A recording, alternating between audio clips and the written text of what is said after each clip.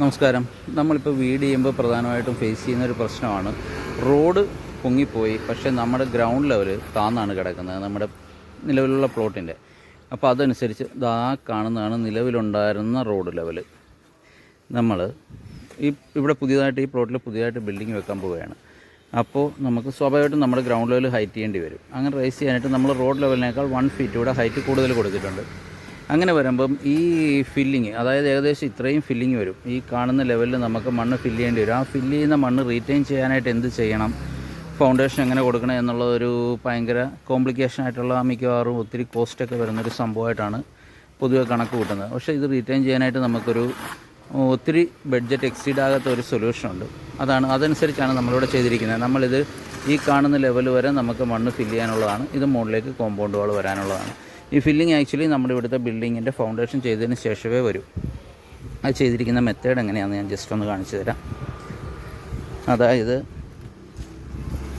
താഴത്ത് നമ്മൾ ഫുൾ ലെങ്കിൽ ഒരു ബീം അടിക്കുന്നു. ആ ബീമിൻ്റെ സൈസ് ഒരു 30x30 സെൻറ്റിമീറ്ററാണ്. 12ൻ്റെ കമ്പിയിട്ടാണ് നമ്മൾ ചെയ്യുന്നത്. അതിനുശേഷം ഒരു 1.5 മീറ്റർ ഇടവിട്ട് വെർട്ടിക്കലായിട്ട് മുകളിലേക്ക് നമ്മൾ കോളത്തിൻ്റെ 12ൻ്റെ 4 കമ്പി കൊടുക്കും. ഈവൻ റിങ് അടിച്ച് കൊടുക്കും. അപ്പോൾ സ്വാഭാവികമായിട്ടും എന്താണ്, താഴത്ത് ബീമുണ്ട്, ബീമിൽ 1.5 മീറ്റർ ഇടവിട്ട് നമ്മൾ പില്ലർ കൊടുത്തിട്ടുണ്ട്. അങ്ങനെ റൈസ് ചെയ്യുന്നു. അതിനുശേഷം ഇതിനിടയ്ക്ക് നമ്മൾ കല്ല് കെട്ടിയിട്ട് ഈ പോർഷൻ നമ്മൾ കോൺക്രീറ്റ് ഇട്ട് ഫില്ല് ചെയ്തതിന് ശേഷം ടോപ്പിലൊരു 15 സെൻറ്റിമീറ്ററിൻ്റെ ഒരു ബെൽറ്റ് കൊടുക്കും. അപ്പോൾ ഈ കാണുന്ന എൻ്റയർ ഏരിയ മൊത്തത്തിലൊരു ഒറ്റ യൂണിറ്റായിട്ടായിരിക്കും നിൽക്കുന്നത്. അങ്ങനെ ചെയ്തതാണ് നമ്മളീ കാണുന്നത്. ആ ഒരൊറ്റ യൂണിറ്റായിട്ട് നിൽക്കും.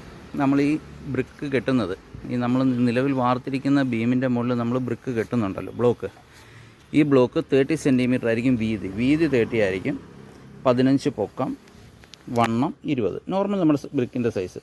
അതായത് തിരിച്ച് വെച്ച് കെട്ടരുത്. നമുക്ക് 1 ഫീറ്റ് ബീമാണ് നമ്മൾ ചെയ്തത്. ആ 1 ഫീറ്റ് വിഡ്ത്തിൽ തന്നെ ആയിരിക്കണം നമ്മൾ ബ്ലോക്ക് ചെയ്യേണ്ടത്. അങ്ങനെ ചെയ്താൽ നമുക്ക് ഈ എർത്തിൻ്റെ പ്രഷർ നമുക്ക് റീറ്റെയിൻ ചെയ്യാൻ സിമ്പിളായിട്ട് സാധിക്കും. ഇത് ഏകദേശം ഒരു 1.2 മീറ്റർ നമുക്ക് ഫില്ലിങ് വരുന്നതാണ്. അത് ഈ ഒരു രീതിയിൽ നമുക്ക് സിമ്പിളായിട്ട് ചെയ്തെടുക്കാൻ സാധിക്കും. Okay, thank you.